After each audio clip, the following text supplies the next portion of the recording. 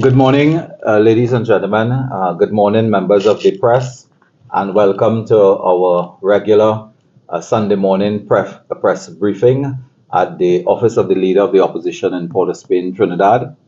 It's a pleasure to have you all here with us, and a special welcome to supporters, activists, members of the United National Congress in Trinidad and Tobago, the Caribbean, and of course, North America and Europe, wherever you're joining us.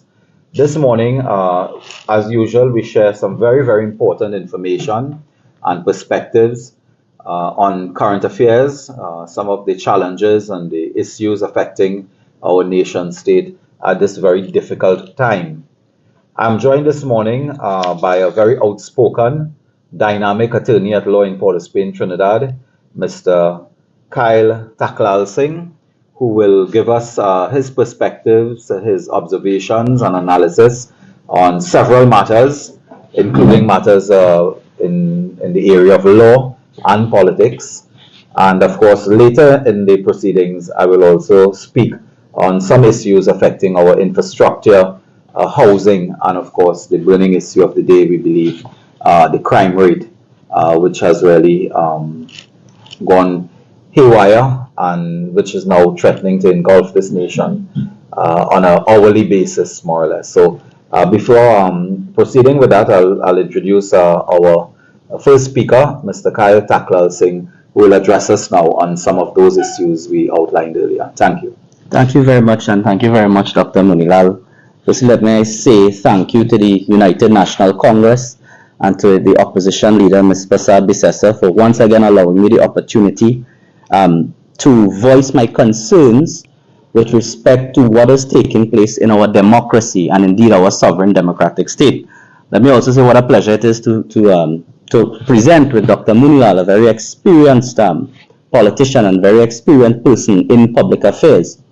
Now, today, ladies and gentlemen, I want to speak to the country and the citizens about our sovereign democratic state, and particularly about this Nelson Gate matter. And I know that the population has been assuaged by many, many facets of this evil and diabolical situation involving the Nelson Gate affair. But I want to point the population specifically to what I consider to be perhaps the most evil part of that agreement, what is now being touted as an indemnity agreement. Well, firstly, let me say, and as I've said before, there's no such thing as an indemnity agreement in criminal law. That doesn't exist. There's plea bargaining. But secondly, that agreement that was entered into by the government and Mr. Nelson, what I could term an unholy alliance, is no agreement. It is not. It is unknown to law, right? It constitutes a direct attack on our democracy and a direct attempt to undermine our criminal justice system. That is what that agreement was. But particularly, one of the most dangerous and pernicious aspects of that agreement has to be whereby our government entered into an agreement with Mr. Nelson to hide matters from the Parliament of Trinidad and Tobago. That cannot be right, and it cannot be right in any society that respects the rule of law, any society that has as its democratic forum a parliament, and any society that deals and operates a system of representative democracy. Because that is what representative democracy is. It is when you go to the polls, you vote for your representatives, and they come to Parliament and argue on your behalf. It is the very source of power for the government. In other words, A government, as Dr. Moonilal will tell you, a government gets its power because of its majority in parliament. That is its legal source of power and constitutional power to govern. So how on earth, I must ask, how on earth could a government and any sane attorney general enter into an agreement to hide things from the very parliament, which is the source of your power? That cannot be right. And before I speak further on that, I want to sort of keep the conversation flowing with respect to this Nelson affair, because I believe in free speech and I believe in discourse.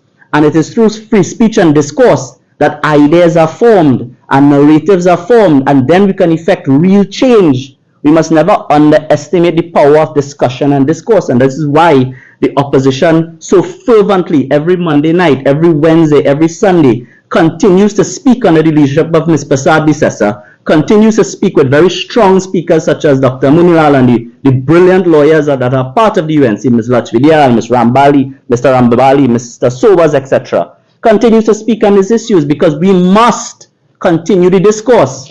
So let us take a minute to recap this miasma that has taken place with respect to Nelson. First of all, what it does is undermine and attack an independent institution, which is the office of the DPP. The DPP is the only constitutional power that can enter into plea bargaining. When the Attorney General attempted to usurp that function, that was a direct attack on an independent office, and it was a direct attack on an constitutionally insulated office. And we know that this government has a penchant to do that. I have observed it in the past, in recent times. We know about the attack on the Police Service Commission, where they essentially perverted a constitutional process in order to get a commissioner of police who is really a puppet. And we today in this country, and I know Dr. Moonilal will speak about it, but today we as the citizens continue to pay in blood and tears, because all of the papers today talk about 500. One paper says 501. It's almost as if the news can't keep up with these murders. 500 and Express says 501. That is how bad things are, and that is, we must put it and bolt it on the government's chest. That is as a result of the PNM and the government interfering with the independent process of appointing a commissioner of police. The very police service. So after they dealt with the Police Service Commission, they then moved to the actual police service. And Dr. Moonilal has spoken and explained extensively what the government is doing. They're hiring private police officers, making them SRPs, and then paying them millions and millions of dollars to go and investigate political opponents. How could that be right? In which constitution? In which democracy? That could never be right. We also saw recently that the taxpayers of this country now have to pay the former central bank governor, Mr. Rambaran, millions of dollars because he was unlawfully removed. But why was he unlawfully removed? It isn't because simply that they didn't like Jawala. What it was an attempt to control the central bank. And perhaps that governor didn't want to play ball with the government. Because you have to understand the nuance. The government controls fiscal policy. The central bank controls monetary policy. If you are able to control both, well, then you can manipulate economic figures, as we know they do in budgets. You could manipulate data, you could manipulate figures, and then you have now undermined yet another independent institution as set up by the central bank. You are supposed to work with the central bank, not control it. And that shows a pattern of conduct whereby the government simply does not respect independent institutions. We see very soon on the horizon the coming of the dreaded revenue authority. When that comes, that will be weaponized against citizens, and I don't say that lightly. I don't want it to happen, but I don't say that lightly, because but you have to look at the pattern. There is a clear and obvious pattern of this government continuing to attack and undermine institutions. So when they appoint their acolytes and their cronies on the revenue authority, and they put artificial distinction, but when they appoint their cronies there, those persons could get into your private tax information, your private financial data, disclose it to whoever they want.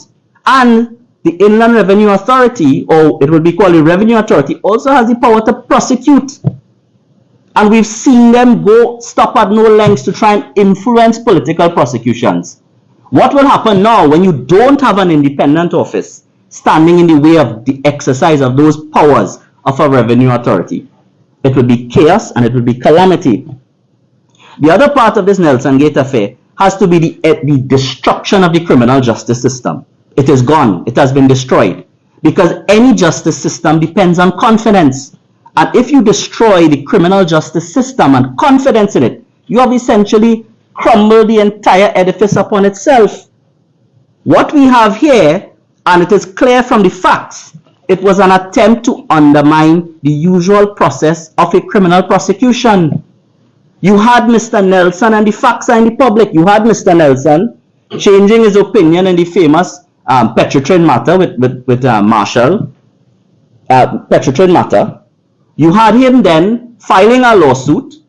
You had the Attorney General's office withdrawing the appeal while they were busy appealing judgments regularly and saying they want to appeal. In that matter, they withdrew an appeal. Then Mr. Nelson was paid money either just previously or around the same time that he was having indemnity talks. That is so obviously horrific and so obviously an attempt to pervert and undermine the regular course of criminal justice in this country that they have destroyed any confidence that the regular citizen could have in that justice system. And when you do that, you essentially collapse the entire administration of justice. That cannot be right. And therefore, what the police must do is to investigate and to launch its investigations into these matters. And you know, I can't understand why we are still waiting, why we continue to still await a police investigation into this matter. What on earth are you doing? I saw recently, and forgive me for going off script, I saw recently the Commissioner of Police, he was asking for the bail, another bail act to come into being. What does the bail act have to do with you going out and executing search warrants and taking phones and laptops in relation to this Nelson Gate affair? This is the most serious issue that confronts the criminal justice system. It is the worst scandal in 60 years of our independence. It is the absolute worst. So what stops you from doing that? The police motto is protect and serve. Well, as I say, it is our independent institutions that need protecting now. It is our DPP that needs protecting now. It is our constitution that needs protecting now. So go out and protect and serve us. Launch your investigations, get your warrants, and act professionally in any democratic society. That is how a professional police service would behave. But it seems that is lost. And it is lost because we have a placeholder or a puppet as the Commissioner of Police. And I make no bones about saying that. No bones at all. The other bad thing that comes out of this Nelson matter is the uncanny willingness of this government to spread misinformation.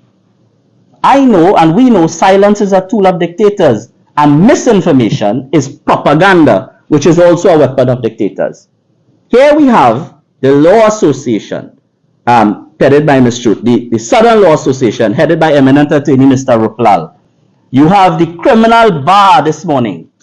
You have the United National Congress. You have other persons in civil society calling for an explanation, a clear and precise explanation as to what contributed or what inspired you to enter into such an agreement with Mr. Nelson.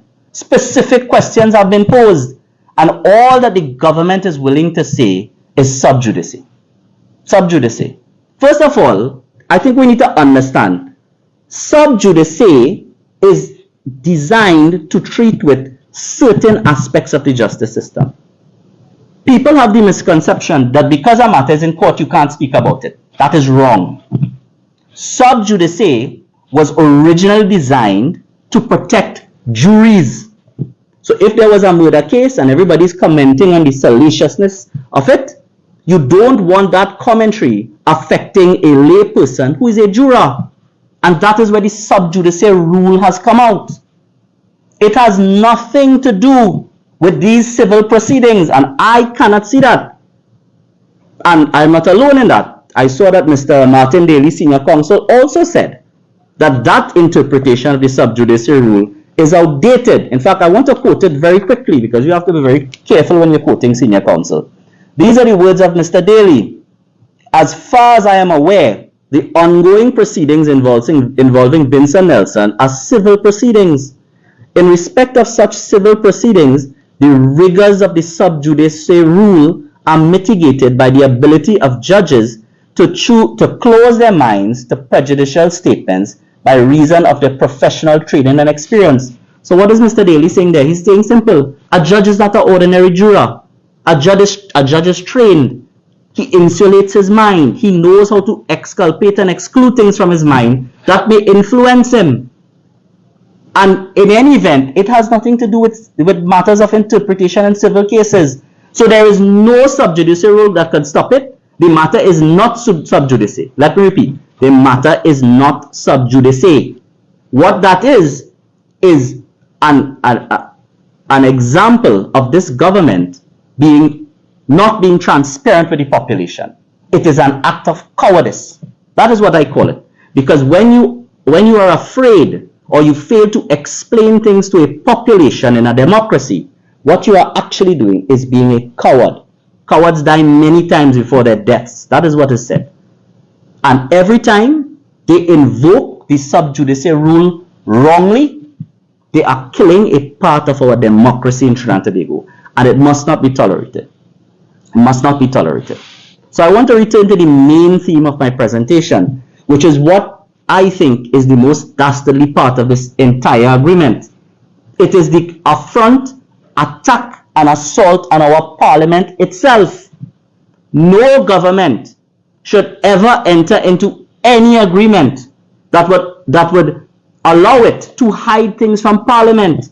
And that is a result of two things. I spoke about the first thing, because the government gets its source of power from parliament. But secondly, it is an ancient constitutional principle whereby parliament must scrutinize the actions of the government and the executive. It is called parliamentary scrutiny. It is one of the most important aspects of constitutionalism in any common law system in the world. Parliament in England is held to be supreme. In Trinidad, we say the Constitution is supreme. But the Constitution says that Parliament is meant to scrutinize the executive. So they are not only undermining the Parliament, they are actually undermining both the Parliament and the Constitution in Trinidad and Tobago. And that is what we must understand. A government gets its legitimacy from Parliament. It is said in the American system that a government must be of the people, by the people, and for the people. But when you take this kind of action, you are not of the people. You have put yourself above the people because you feel you don't have to account to them.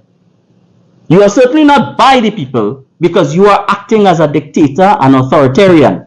You are telling us what we need to know. So you're certainly not acting by the people. You're not certainly by the people, and you are also not for the people. You are actually against the people by hiding things from them. So what you have done is you have lost all credibility. You have lost your democratic mandate. You have lost all moral authority to govern. You are no longer governing. You are reigning with tyranny. That is what you are doing as a government. You must rein it back. The only way to do that is to come to the population and explain exactly why this agreement happened. And you must hold persons to account who entered into this agreement. And the police service must act independently and target that. And it is not me, it is not my words that talk about that. I want to quote some words that were said on our independence. And this is what it says about our parliament, and I think we need to remember. Democracy at home and abroad, the symbol of it is our parliament. The very name parliament testifies to our new independent status. The ordinary citizen must recognize the role of parliament in our democracy and must learn to differentiate between a member of parliament who he may like or dislike, and respect that must be accorded to that same member of parliament ex officio. I call on all citizens from now on to accord highest respect to our parliamentary system and institution and to parliament ourselves. That was Dr. Williams, the founder of the PNM, telling citizens on our independence that they must accord the highest respect to parliament.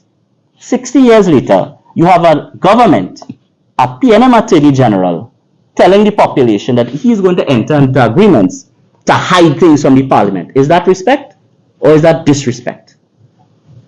That is an absolute insult to our parliament, our democracy, and our parliamentary system, and to parliamentarians like Dr. Moonilal. That cannot happen, and we as the population must speak out on that.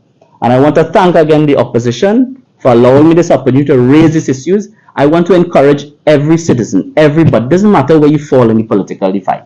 This is an attack on all of us. It is an attack on our institution. Nobody differentiates. The parliament is neither, it doesn't belong to anybody, it belongs to every citizen. And when a government makes a decision to hide things from its own parliament, then we know that we are lost and we are now galloping towards dictatorship.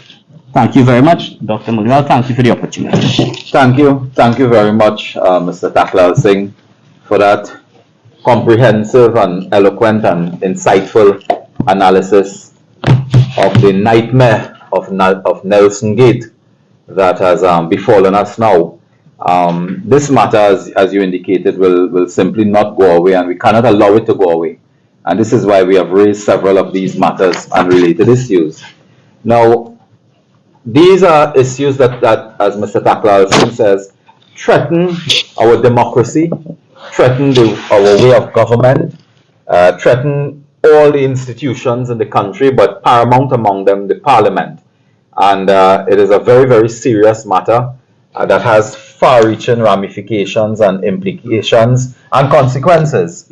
And I'm wondering, hearing you with this analysis, whether or not Senator David Naked should start, get to his keyboard and start ponging out some letters again to the TTPS to begin, if they have not, to begin an investigation into this diabolical endeavor to undermine the Constitution and the Parliament and our way of government. This matter, I will only say, to me, has absolutely nothing to do with Anand Ramlogan or Gerard Ramdeen, as much as their mouthpiece will try in the newspapers and so on to continue to speak about those gentlemen who were before the court. They are no longer before the court, but they are trying to cover up the illegal conduct of the PNM officials in that matter by focusing and trying to keep a focus on Mr. Ramdeen and Mr. Ramlogan, who are no longer before any court on that matter. They are trying to cover up and distract and take attention away, distract from the criminal conduct of the PNM officials. And not just Mr. Alwari alone, but there are others involved there. They are busy. I think they're now procuring more buses so they can throw each other under the bus because they need more. Mr. Alwari will throw Stuart Young below the bus. Stuart Young will throw Alwari. The Prime Minister may throw both of them under the bus. You have other characters behind the curtain.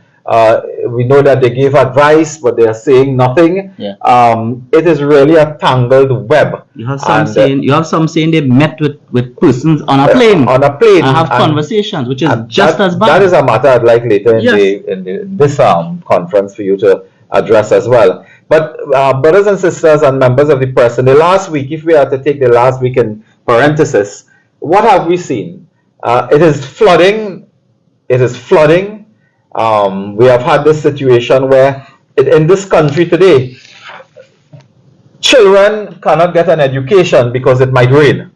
This is not a situation where there's a natural disaster and we have to close schools. We close schools and deny our children a day of education because it might rain. In another photograph this week, I don't know if you have seen it, you had a healthcare worker taking a piggyback ride on an orderly, pushing a wheelchair with a patient. And the health authority response was amazing. They said, don't worry, it did not compromise healthcare. So their attitude to that is, don't worry, anybody who has to get a pill, get a pill. But that cannot be the response, because I don't think we build hospitals for water on the ground and for jockey back riding and so on. That has serious implications, that you have flooding waters in a hospital with medical equipment, millions of dollars in equipment, in sophisticated electrical installations and so on. That is a disaster waiting to happen. And the authority just cannot tell us, well, whoever had to get pills, get it. It is deeper than that, and it calls for an approach to maintenance, to ensuring that you protect institutions like hospitals and so on from flooding. And I want to congratulate as well Dr. Lakrambodo, our Shadow Minister of Health, who raised his voice on this matter very quickly in those circumstances. But brothers and sisters, members of the press, the matter raised by Mr. Tacklalsing, of course, the headlines. Murders, 500. Murders hit 500.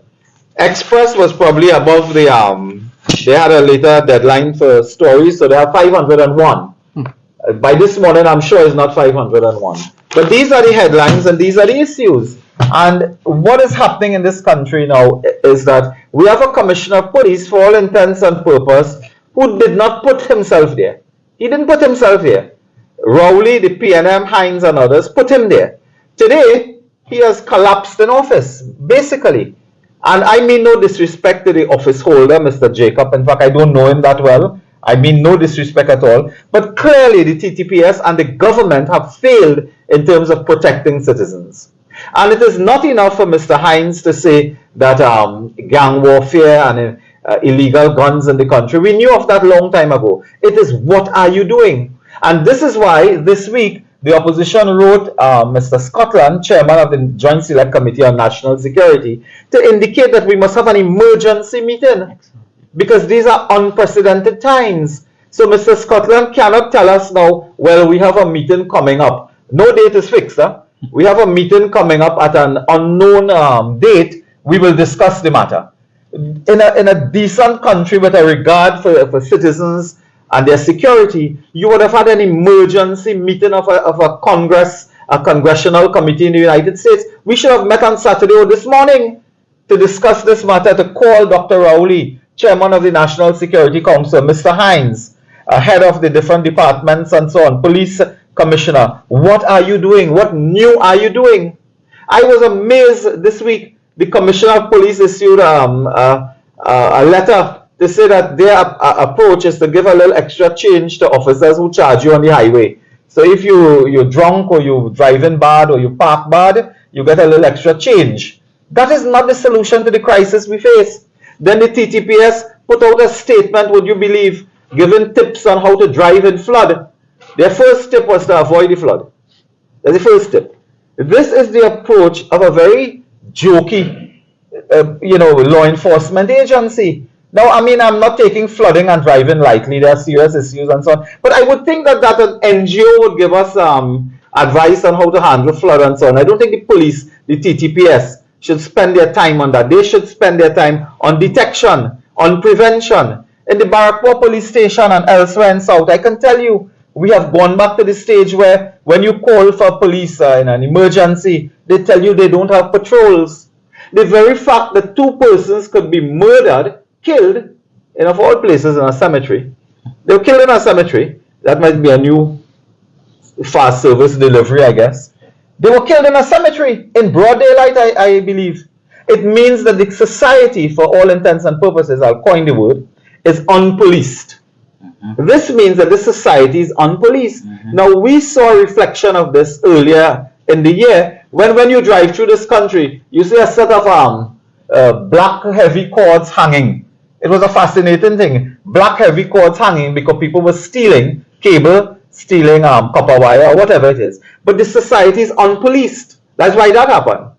Now today, with this murder and the type of gruesome crime committed everywhere, in a bar, in a restaurant, in a supermarket, the society is unpoliced. And the Ministry of National Security must attend to the parliamentary committee to present their policies, their ideas, their programs. When we were in office, We had joint patrols all over this country. Do you know we have more or less 7,000 members of the Defense Force?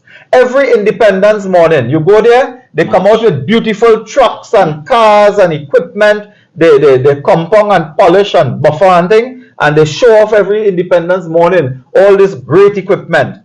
Now is the time we need to get the coordination between the police and the army to patrol this country to ensure that the criminal elements cannot go freely around with high power weapons and so on to hold up citizens, to rob and to kill.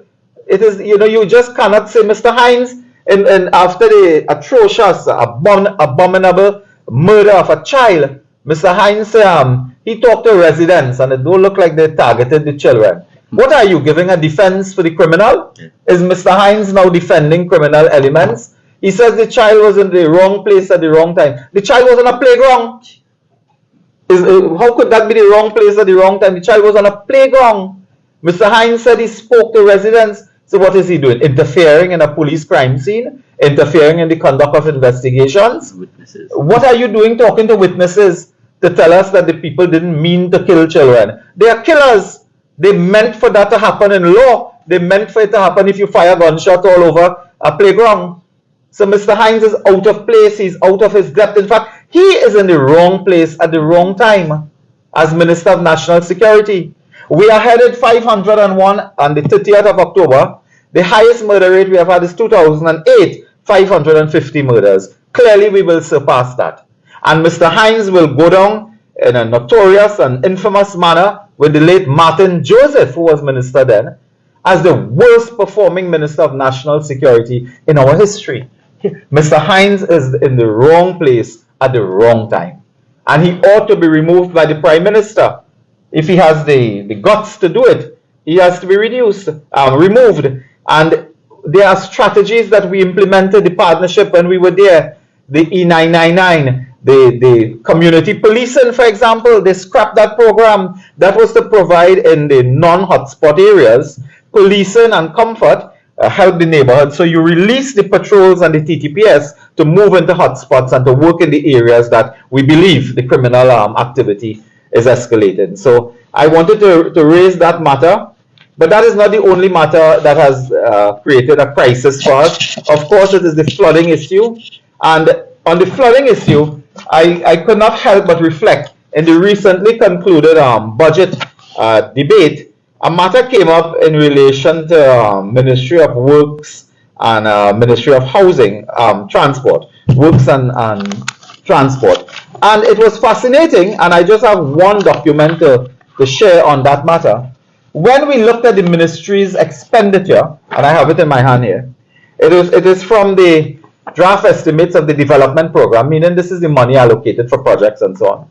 And I don't know if we would have it, we would have it on our screen, but there was a line item called Major River Clearing Program. Major River Clearing Program. And would you believe, in this program, $12 million was allocated to deal with Major River Clearing Program. Now, anyone who is anyone will tell you, it's on your screen, I believe now, anyone can tell you that when you are dealing with flooding, a major mitigation method is to clear, clean, dredge rivers. It is, not only box drain to clean and so on, but this is rivers. Here you have $12 million, you see it here, allocated estimate 2022, 12 million. What did they revise it down to? Meaning they spent or wanted to spend $1.5 million. You see it there, second to last column. So imagine you have 12 million to spend on major river clearing program. You spend 1.5, which may not be actual, but that's how much you eventually settle on. And you estimate 7 million for the next year. What river are you going to clear? But you have failed because this is a sign of incompetence.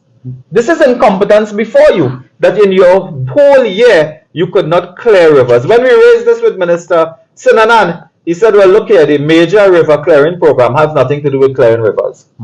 So the money was used elsewhere. But this is responsible for the flooding that we face today. This is in part responsible. And throughout the country now, it is not one area, but when it drizzles, The water builds up on the road because you have not been clearing the river courses. You have not been clearing the box drains. You have been building nothing. You allow landslip to appear. Roads shut off.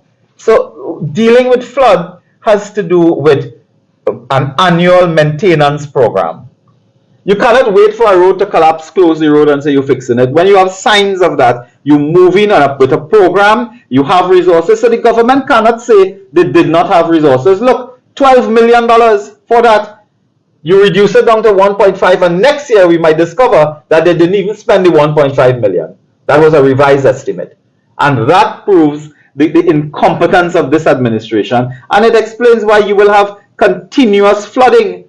You will have continuous flooding in this country because of the failure to institute programs and policies to deal with river courses, to deal with minor work such as box drains and other type of drainage mitigation methods and so on. So I would leave that there and move on now to a key matter I wanted to raise this morning. There's a matter emerging in San Fernando that has been in the headlines and in the news. And this has to do with the intention of the Housing Development Corporation, HDC, to apparently construct 3 multi-story apartment buildings in San Fernando, in the area of Todd Street, San Fernando, which is located for many of you in around Skinner Park, Astra Boys, Astra Girls, San Fernando. Now, I am speaking about this matter, Kyle, because I am very passionate on it. And of everybody to speak on this, I believe I have a little, maybe an ounce more of moral authority here. Not moral authority necessarily, but of insight. I am a past student of the school that you'll see just now. And in case anybody didn't believe me, I wanted to show a picture. Young lion. Because this is when I was a cub. I attended San Fernando Government Secondary. It was called Modern Sec in the old days. And that was the school I attended. I spent 7 years in and around that area that we are going to see now. And my entire secondary school life was there. I walked there twice per day for 7 years, including sometimes Saturday and Sunday. Mm-hmm. And I have an intimate knowledge of that area and the people, the facilities, the school, the community. And there's a video I would just show for a few seconds today, our viewers, to indicate to you that this area is an area with about 7 schools in the neighborhood, including Astra Boys, Astra Girls, Astra Primary, a kindergarten school. Modern Secondary is now San Fernando Central. I went to that school. Mm. And then on the hill, there's another school, I think San Fernando East Secondary school there. This is the layoff. Look at the green space in the middle. That is the only green space existing in San Fernando because this former PNM government cut down part of San Fernando Hill to put what was called Olera Heights. Housing as well, huh? Yeah. San Fernando Hill. They went with bomb and dynamite and blow up the hill to put housing.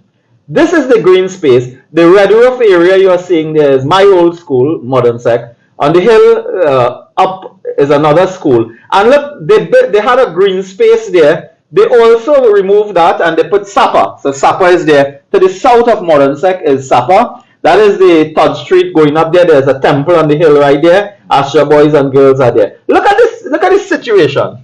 I mean, if you could imagine this crowded area. I mean, that tells a story by itself.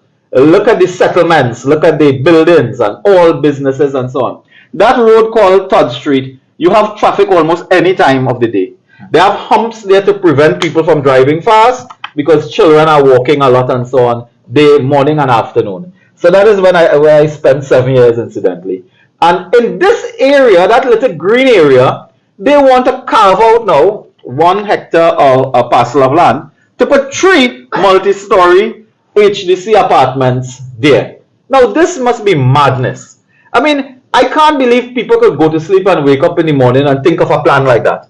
I mean, something must be wrong with you to think of that. That you will put an HDC apartment building in this crowded area. That speaks of flooding problems. Well, first let's begin with green space. Green spaces are very important in planning, in town and country planning and so on. You're removing green space. You are removing aesthetics, so to speak. Mm-hmm. You're denying children playground because when an HDC apartment building come there, they will have muscle power. Yeah. The HDC tenants will muscle in on the recreation ground of Modern Sec, San Fernando Central. And the children who go there will not have full and easy access to their own playground. Because you can't put 100 families in a HDC rental apartment and tell them not to go in the recreation ground behind and play. They're crazy. They will do that. So play or other situation can arise with delinquency and, illicit materials and substances and so on. So let's move along now. The first letter I wanted to raise with you is dated 23rd of March, Ministry of Education. So if we get that letter, I will read it and you can follow it, members of the press. 23rd March 2022, directed to Mr. Noel Garcia, Chairman of HDC. 23rd March is just this year. Dear Chairman, this is a letter, non-objection to use. It's a letter dated the 23rd of March 2022, Ministry of Education letter. I think that's it there. We have it there. It is signed by Nyan Gatsby Dolly, Minister. Dear Sir, non-objection to use of approximately 1 hectare of unutilized land designated for institutional purposes located Todd, etc. We refer to the subject at caption, which means the HDC wrote the Ministry of Education. For them to reply, it means the HDC wrote. Further to your letter dated 8 March 2022, we are correct. The Ministry of Education does not object to the use of the parcel of land described at caption by the HDC. This is the minister saying this, huh? Okay, let's move on. Next letter. We have April 7, 2022. I'll read excerpts of this because I don't want to read the whole thing. April 7. So we move from March 23rd to a week or so after, a week and a half, April 7th. We have that letter on our screens now. Right, I think you'll bring that up there. This is from Town and Country Planning. And here what they say now. Dear Managing Director, request to use the land, etc. Reference is made to your letter. So apparently Mr. Garcia wrote both Ministry of Education and Town and Country around the same time. Please be advised, the matter has been investigated. So there has been an investigation. The site is located in an area allocated for urban development, with that parcel of land being allocated as a school site. Here it is. We have investigated. That parcel of land you are looking at is a school site. The Town and Country Planning Division does not recommend the use of this site for residential purposes, as this use will not conform with present planning policy. Wow. I don't know if I have to repeat that. Let me repeat that because Sunday morning somebody might be going in and out of the house and didn't hear me. The Town and Country Planning Division does not recommend the use of this site for residential purposes, as this use would not conform with present planning policy. Further, any future recommendation of this request must be accompanied by a written correspondence from Ministry of Education that they have no objection to the change of this portion of land from a school site to residential use. And you are advised further and stay in touch, whatever. But the point here is that the planning authority has said that we do not recommend this. This is a school zone. It's called school site, not for residential purposes. 7th April. Let's go again. Our next letter now is from the Ministry of Education again. So we move 7th April. Doing this like a real lawyer. Yeah. We move 7th April to July 29, 2022. We have our July 29th. So this is where what? A couple months after.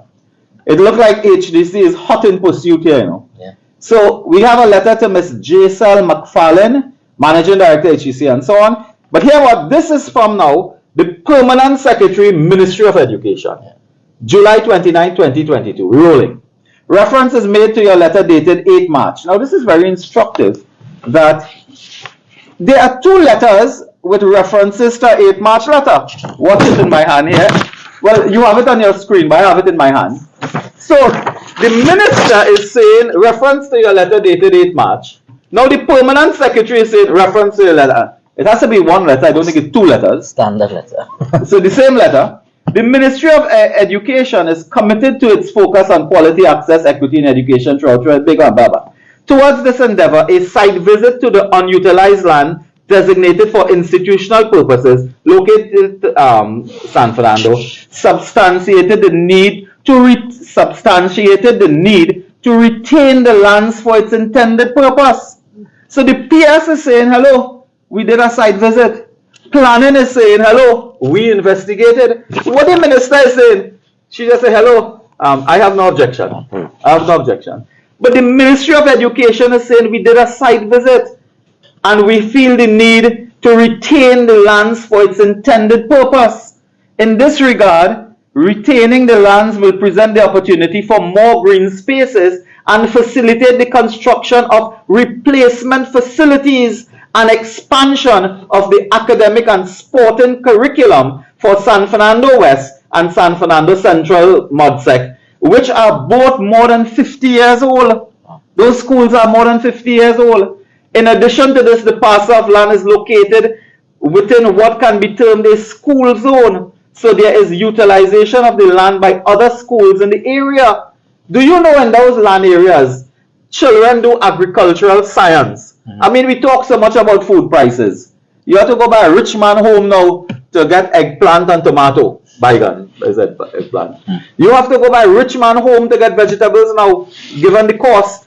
Today, you are taking away lands where children go to do agricultural science, to plant and to grow their crops and so on, hoping one day they will go back to their village and plant and contribute to our food supply. So the utilization of that land is by different schools. Construction and development in the middle of both schools will add to noise pollution, traffic congestion, and change the natural aesthetic of the area. In light of the foregoing and in recognition of the ministry's responsibility to ensure none of our nation's youth is left behind, the ministry is unable to accede to your request. If you need further information, call whoever. Signed, Permanent Secretary, Ministry of Education. Now, what madness is this we are seeing here? The minister is saying, oh, go ahead, I really don't care. The Permanent Secretary is giving an outline and saying in this letter, look here, you can't do this. And we have investigated and we do not recommend this. Could you believe now we are going to fast forward from July to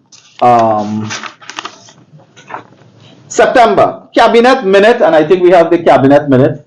Now we receive cabinet minutes, as you know, in a very efficient manner. Well, it's from the Ministry of Housing, and as a former Minister of Housing, maybe somebody believed that I should still get all these minutes to keep informed. Minister. Yeah. Transfer of a parcel of state land situated at San Fernando to HDC. Cabinet agreed to the transfer of a parcel of state land comprising the 1 hectare and so on to HDC to facilitate the development of multi-family housing with an estimated yield of 72 apartments, etc. So Cabinet has gone contrary to the advice of the Ministry of Planning, the Ministry of Education, and approved the transfer from the Commissioner of State Land, to HDC for housing. So Cabinet is violating every policy of the government in terms of planning and education. This is what the PNM, Rowley, Ms. Robinson Regis is Minister of Housing, Ms. Penelope Beckles. So is there now a showdown between Mrs. Beckles and Mrs. Robinson Regis? Because HDC has just used the cabinet to seize lands. Planning is saying, no, you can't do that. Education is saying, no, we don't recommend that. And this is what we face today. This is madness. And I want to make a point as a former Minister of Housing. Let me make the point very clear. Having land and getting land, acquiring land for housing has always been a challenge. Because we are an island, essentially. And we are on an island where 48% of this island is still in vegetation and forestry and so on. 48%. So we really live on 52%, and it is located really on the western side of our island. We have studied that. You always have a challenge getting land. We had a challenge too. What did we do?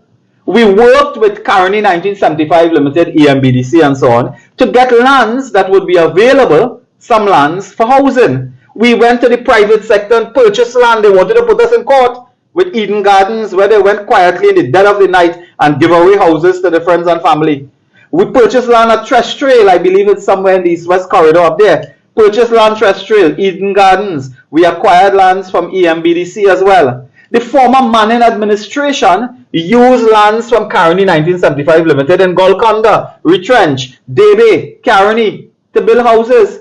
Could I put it to you, members of the press? The HDC has right now about 77 acres of land in the vicinity of the Brian Lara Stadium, HDC and UDCOT. You can use a small portion of that if you choose.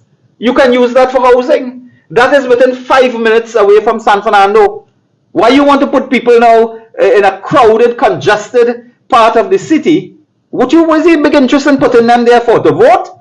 They will not vote for you in any case, so forget that. So what are you putting them there for? To traffic congestion? And what amenities these people, when you put them, think of the residents, the tenants, they have nowhere, they don't have place to park a car. When you buy a car, so you're a tenant at HDC, you save a little money to buy a AD wagon or something. Where you parking it on 3rd Street, San Fernando? Because they have no place there to build car park as well. So think of the amenities, think of healthcare, think of education and so on. You have place at the Brian Lara, you have place in Current, opposite the Current HDC right now, on the next side where you have the teaching college. The teaching college is there. Another school, St. Madeleine Secondary School is there. There are acreage of lands there for housing if you choose. Work with Caroni, EMBDC, and you can use that. Commissioner of State Lands now in the area of Retrench, in the area of Golconda. I mean, the HDC, like they don't like Debe anymore. You can build houses in and around Debe as well. We have lands in that area that are not being used. There are lands along the M2 Ring Road that you can take a small piece if you want housing there. Opposite, in fact, we had planned to construct another HDC site opposite in Golconda, opposite the existing HDC site. So you can do that there. Why this mad rush to go in a congested city center like that to put HDC high-rise building? That is madness. This is craziness. And I'm happy that the Ministry of Planning and the Ministry of Education agrees with us. There was a time, I think several years ago, when the Mahasabha had asked for lands in San Fernando to construct a school. The government told the Mahasabha at that time that there is no more land in San Fernando for school. Look elsewhere. And the government actually told the group that was green space. That was a school zone, and you can't touch there for school, for housing and schools and so on. You can't touch it to build a Mahasabha school, so to speak. Now they're going there to put housing in a school site. That is madness. I call upon the government one time to take insanity out of their thoughts, and please withdraw this cabinet note. Go out to cabinet and repeal it.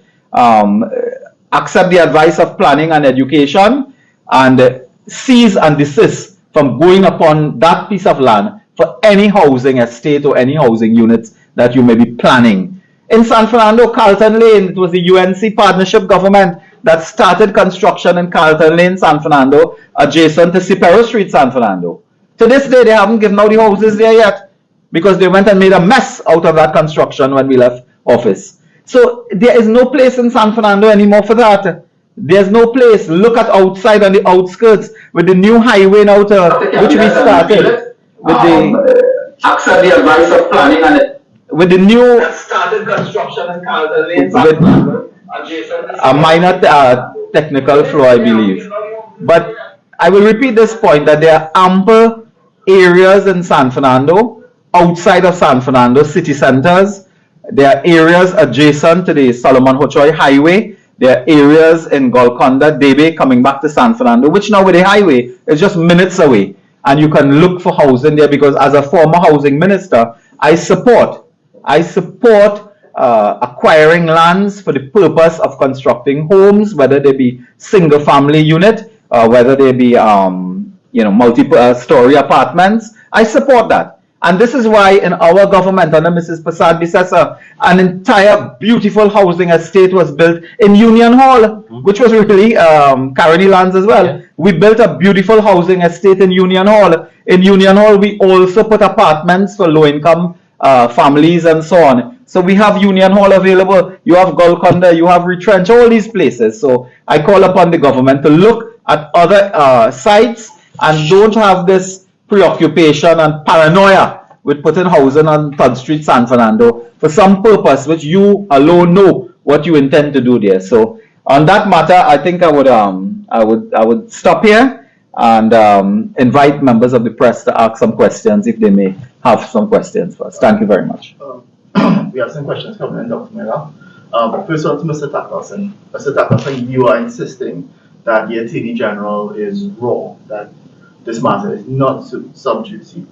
The Attorney General is saying that there are certain elements in the public who want to talk about this issue because they can derail the criminal proceedings in this case. What do you respond to that? Well, one, there's no criminal proceedings currently existing, so I don't know what he's derailing. There's no train, there's no track, and there's no train on the tracks. So I don't know where we're going with that.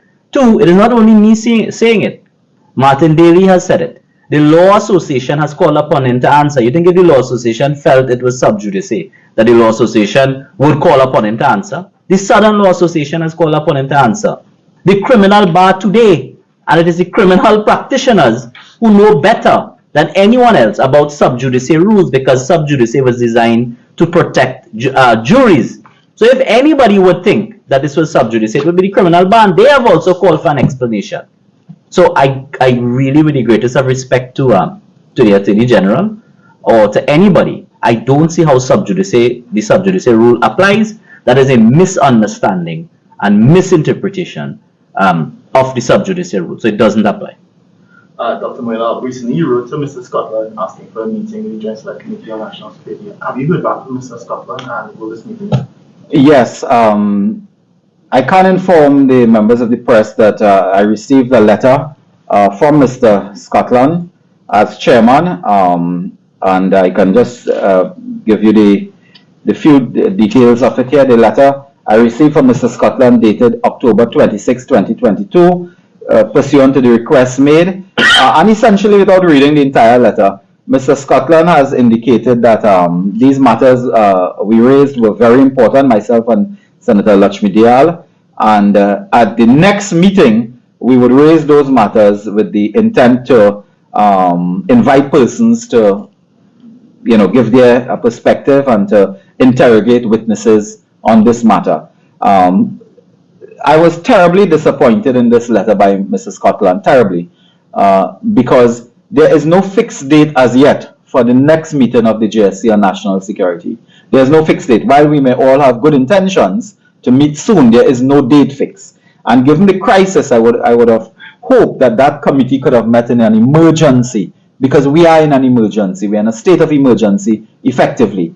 And all Mr. Scotland has said that that we can consider the next meeting inviting witnesses and so on to discuss the murder rate, the escalation in crime and so on. He agreed that it was a very important matter to be considered by the committee, and the committee may be willing to consider at the next meeting the opportunity to interrogate the issues and raised in the correspondence. So having said that, I mean, it's really a disappointment, because you would think that a congressional or a parliamentary committee on national security would find themselves activated in these circumstances. But Mr. Scotland, as you know, may not be as activated as we would like him to be. Does the Joint Select Committee have the powers to summon the Prime Minister or the Commissioner of Police? Correct. The Joint Select Committee operates with all the powers of the Parliament. And they can summon, they can write, they can bring anyone before us to answer, including the Prime Minister. In fact, the Prime Minister appeared before a Joint Select Committee already, I believe on the ferry matter and so on at the port. And the Prime Minister, might I add, is now finding out that he has to appear before the court. He can be summoned to the court. I think a DVR 6 have been summoned to the court on that matter of the FUL illegal, unlawful investigation of the police service. It's the first country in the world where civilians investigate police. Normally, police investigate civilians. So, Dr. Rowley and 6 ministers have been summoned to the court to answer that matter. And I don't know, Harry Houdini cannot escape from that one, that he has to go to court and explain what he did. But we were warning Mr. Rowley a long time, if you could remember, that the National Security Council is not a law enforcement agency. It is a subcommittee of Parliament. He will now discover that as a committee of Parliament, they cannot investigate anyone, and certainly not the TTPS. And he will explain himself in court, I'm sure, but as of now, as you know, Dr. Rowley has effectively walked off the job. He has walked off the job. He's not been seen, he's not been found. I understand files are piling up at the office of the Prime Minister. From the ground to the ceiling, files are piling up. He's not been seen. He is somewhere around a goat pen on the next island. And he has effectively absconded and demitted office. Every day now is one day too much for him to remain, and we are hoping that good sense will prevail all over, and we will remove him and this motley band in the very near future. Well, while we haven't seen Prime Minister, Minister Hines has been out and about. He has toured some of the areas where these crimes have occurred recently. I know you raised some concerns that him being Minister of National Security, it may be improper for him to be on crime scenes. You want to expand on that? Yes, Mr. Hines, lawyers are known generally as people who can talk themselves out of a problem. Mr. Hines is one of the few lawyers who talks himself into a problem. Yeah. He has been saying in the public domain that he's visiting residents, and where there's a murder and heinous crimes and so on, he goes to talk to residents and so on. But you cannot do that. You cannot be talking to residents who themselves may be witnesses and persons of interest by the police.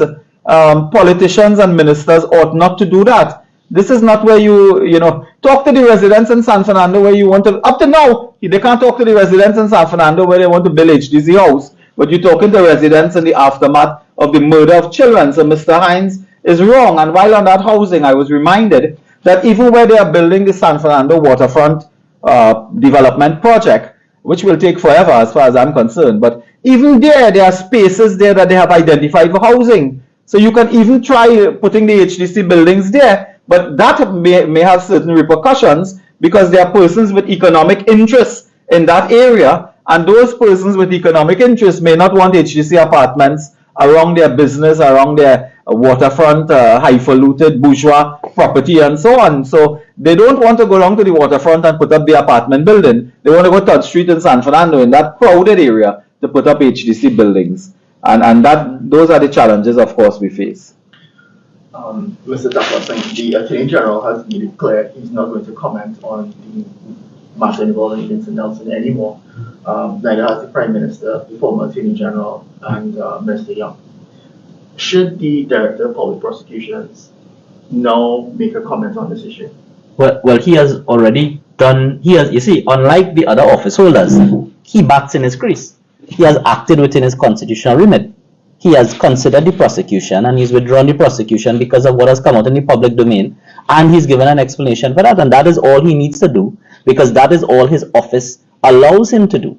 There's no need for him to go further and comment. So it's up to him if he wants to give any further comment. But the point is that is an illustration of an office holder acting within its constitutional remit, something which the government would do well to learn. Dr. Moonilal, recently this year we've seen that there are huge questions regarding the HTC and outstanding debts to contractors as well as payments from tenants and so on. Some of these debts are into the multiple of millions of dollars. Should the HTC perhaps sort this problem out before they begin constructing the project? Correct. I mean, in the budget, the minister indicated that they are taking a loan of $1 billion, of which only 50% of that is to build house. The other 50% is to sort out contractors who they were owing from 2015.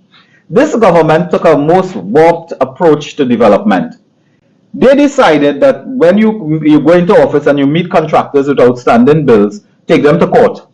So pay all the hundreds of millions of dollars in legal fees to their family, to their friends, to their partner. Keep all the contractors in court because they believe they will weigh down the pockets of the contractor. They can't stay in court. Today, many of those contractors are winning their matters at the court. And the court is ordering the government agencies like HDC to pay. So now we have to go and find $500 million to pay, while you could have negotiated with contractors in 2015, 16, 17, pay them a small amount, keep them on the job, continue paying as resources become available. That is our strategy. Our strategy was never to go to court with everybody. We paid small amounts a little bit, but kept the economy going, kept work going. And the government took people to court. On a related matter, I wanted to make an observation. There's an issue developing, I noticed, in Tobago and Trinidad as well, where Mrs. Robinson-Regis and others are raising this issue of Trinidad contractors in Tobago. As if, there's some something wrong. I want to remind the country that a contractor from Tobago is building Skinner Park in San Fernando for what could be about $200 million plus. I never objected. I never raised that matter. Now, I could have gone and said, so what, at my contractor in Trinidad can't build Skinner Park? No, because whether you are a contractor from Tobago or Trinidad, you are a Trinidadian and a Tobagonian. You are a citizen of this country, and you are entitled to have a contract in San Fernando, Arima. A businessman in Tobago, a prominent contractor, well known to the Prime Minister, is doing quarrying in Trinidad in the East. I don't object to that. Once it is within the law, they followed procedures, they got a contract. So there are Tobagonians, contractors in Trinidad, and no one should object to that. I never objected when they come to build Skinner Park in my background. If I pelt a stone from my house, I hit Skinner Park. It is a contractor from Tobago. But we do not object to that because they are citizens. Today, when contractors from Trinidad go to Tobago and they get work, whether it's road or housing or whatever, the PNM is now saying, what about contractors from Tobago? Are you But the island state is Trinidad and Tobago. Once you follow a proper process, a legal process, the procurement policies in place and so on, no one must object to any citizen of Trinidad and Tobago getting any work anywhere in Trinidad and Tobago. That is your right. And I would ask the government and their spokesperson to desist from creating this wedge now, this discriminatory wedge between who is a Tobago contractor, who is a Trinidad contractor. We are all in the same boat. We are all Trinidadians and Tobagonians and citizens. So just as the people in Tobago, a contractor, has a right to build Skinner Park in San Fernando, somebody in Trinidad have a right to go and pave a road in Tobago. Twin Island. It's a twin island republic. So I will leave that there. With regards to high murdering today, the Commissioner of Police has come on yesterday and said that he's hoping that a revised and amended bail amendment bill will perhaps stem the violent crime we are now seeing. What are your thoughts on that? Well, if I could go first, Dr. Moonilal, bail laws do not solve crime. Bail laws don't solve crime. That's a fact. We had no bail for murder for many years until it was struck down by the courts recently. And our murder rate continue to progressively increase. So it's very clear from public evidence that restrictive bail laws don't stop crime. What stops crime is the political will to address serious issues in your criminal justice system. So what you should be focusing is not trying to get a bail bill through Parliament. You should be focusing on a forensic science center to ensure that evidence is processed quickly and comes to court quickly. You should be focusing on staffing and properly resourcing the DPP's office so that there are sufficient prosecutors to prosecute criminal cases in the country and enter into proper plea bargaining agreements, might I add.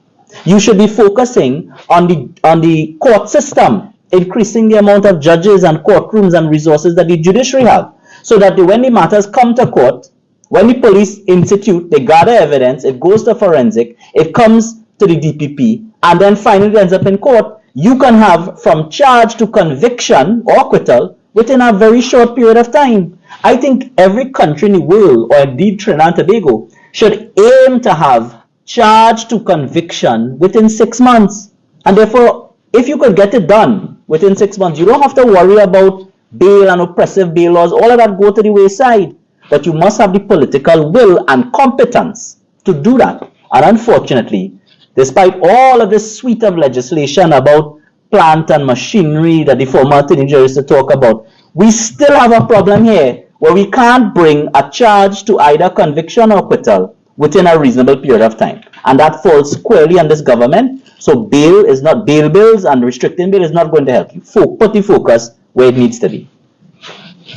I will really not add much to say that resources are very, very critical at this time, but also management, sound management by the TTPS and by the Ministry of National Security is critical. I have spent 5 years as a member of the National Security Council, and I can speak to security in that sense that you need to manage crime on a daily basis, and it requires ministerial and prime ministerial management. A prime minister is really a driving force to deal with crime. Mrs. Kamala Prasad Bisesa, I have the memory of it. when we had a spike in crime at any time during the year, she summoned the head of law enforcement, and not just summoned, but she actually went out in the field to the headquarters of the interagency task force, to the TTPS, to other areas, to hear from the men and women in blue, as we say, what are their problems, what are their needs, what do they want. And I don't think that the Prime Minister and Minister Hines, as clueless as he is, understand that this requires now management by the hour. Yeah. And that to me is the key. Minister Hines recently said that perhaps one cause for the increase in violent crime is that gangsters and criminals are changing their past code of behavior. How would you respond? Well, all of these are escape routes. All of this is just, Mr. Hines need to stop taking whatever he's taking. Tea, coffee, whatever it is. He needs to stop that. Something is wrong with him. You cannot have a murder rate of 30 people murdered in a weekend or a week and talk about changing codes of criminals. Those are not matters for us. That is what matters for criminologists at the universities around the world, right on those kind of things. What are you doing? Are you charging? Are you arresting? Are you detecting? Are you preventing? Are you policing? Are you patrolling? Have you been using the defense force? Have you been using SIA? Instead of spying on politicians and opposition figures and those against you, have they been getting intelligence work to prevent this gang, the infiltration of gangs in the schools and so on? That is the key issue here. I've heard Mr. Jacob and Mr. Hines speaking about the changing code of conduct of gangsters. That is for Professor Jim Jones or James or whoever, some part of the world, professors to write about that. That is not for Minister Hines to give us an academic assessment of what's taking place. Provide resources, provide the leadership to deal with crime. I don't know whether gangs changing the code enough. I'm not in studying them, interviewing them, so I don't know that for a fact. But the point is, we cannot have children on a playground being shot and killed. That is the point. To say that gangs changing their code of conduct and so on is useless, is irrelevant, is worthless to use that as an analysis. We must be focusing on what are we doing. So, okay, the gang's changing the code. How are you changing your code? How are you changing your plans? Stop telling us what the gang doing. Tell us what you're doing. Back on the issue in San Fernando, can the government still legally continue with that project? Well, can the HEC still continue legally continue with that project despite the concerns being raised with planning and so on? Well, there are several issues related there. First is that it may well be that in the last week, I believe 100 stakeholders met in a meeting in San Fernando. I can tell you that a petition went online yesterday morning. By this morning, within 24 hours, I think they already may have had close to 5,000 signatures in a few hours. If that continues at that pace, the government must take note of that. The other point is that they may well want to engage the services of lawyers like Mr. Tacklalsing and others who can look at the legal options available to members of the community. Because you may not want to wait for the EMA and certificate of clearance and other impact assessment and so on to be done when it's clear that the government is acting contrary to policy. You may want to go for some type of action at the court using whatever legal instrument is available to you. And the residents, the community, those affected may well choose to do that. I am monitoring that situation from the perspective of the Shadow Minister of Housing and a former Minister of Housing in the country. And I will be speaking out in the Parliament much more on this matter and on the platform when the occasion arises. If I could just add to that, planning policy in any planning law anywhere in the world, and certainly I've studied it in the UK,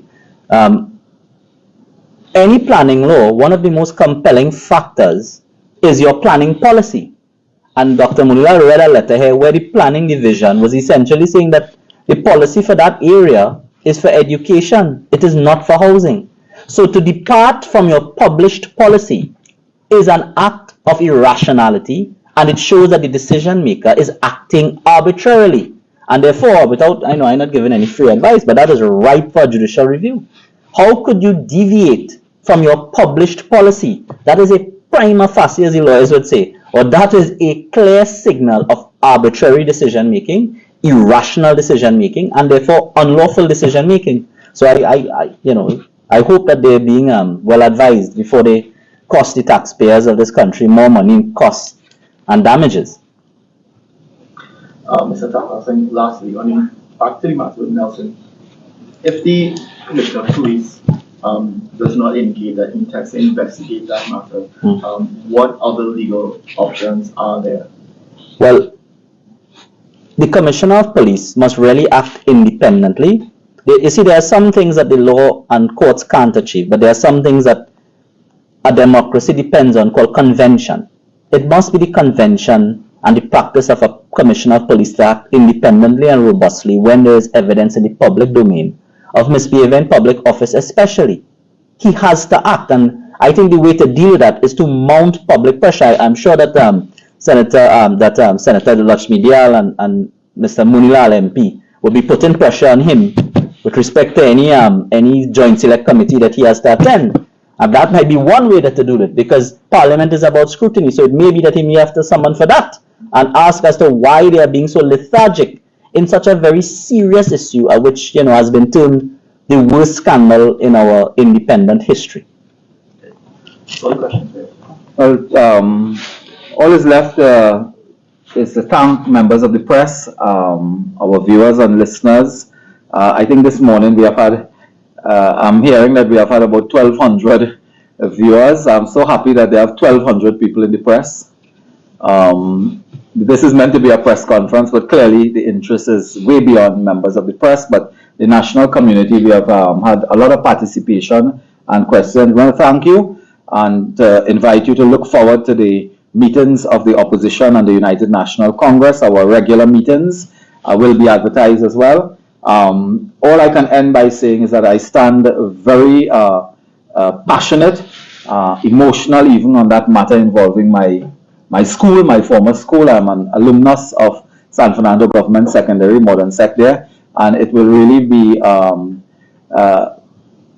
unnerving for me to sit by and do nothing and see that school and playground. I spent my entire teenage years there, and to see that entire community being destroyed by the arrogance and the high-handedness and the political motivation of this government in erecting 3 multi-story buildings there. When you can put them in the same San Fernando West and the next area, you can do that if that's what you want, but not there. And we have absolutely nothing against the construction of housing. In fact, we built, I think, about 78,000 new homes when we were there. So we support that, but not in that area. And don't destroy those schools. Don't destroy the children from not having access to their playground, not having access to grounds for agricultural science and so on. It is something that the government need to think about and think carefully, and we will monitor that. In closing, the UNC has already and has begun to outline our policy solutions. I think anybody who is anybody know that we have the policy, we have the program, we have the leadership. Mrs. Prasad Bisesa has the experience now leading the country, and Mrs. Kamala Prasad Bisesa and her team stand ready and willing to return this country to good leadership and government. She has a plan really to repair the damage that is being left by Rowley and his team. It is damage that Mrs. Prasad Bisesa will have to repair. It will call for an enormous amount of work, sacrifice, commitment, resources, but we are prepared. We are prepared. We have the hands that work, and we are prepared to rescue this country. And in the coming days, you will hear much more about our plans, our policies, and our programs. Thank you all very much, and God bless.